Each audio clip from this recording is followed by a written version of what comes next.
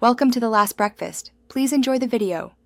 You start by adding your Outlook account into Android system account so Google Calendar can read it. Open Settings, go to Accounts, choose Add Account, and pick Exchange or Work. Enter your Outlook email and password. If prompted, accept device permissions and security policies. Once the account authenticates, make sure Calendar Sync is enabled in that account's sync settings. This step gives the system calendar provider access to your Outlook events, which Google Calendar will display. Once the account is added, you must enable and configure syncing. Go back to Settings, open your Exchange account and tap Account Sync. Toggle Calendar on and choose Auto Sync or a frequency you prefer.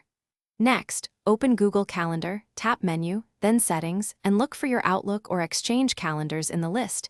Enable the specific calendars you want visible. Make sure mobile data or Wi-Fi is active.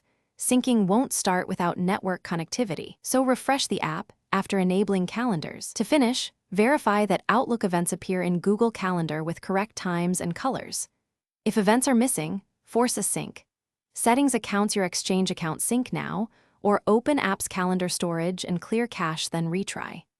If problems persist, remove and re-add the account or check with your IT admin to ensure Exchange Active Sync or Microsoft 365 access is permitted. This single system account method is the reliable way to see Outlook calendars inside Google Calendar on Android.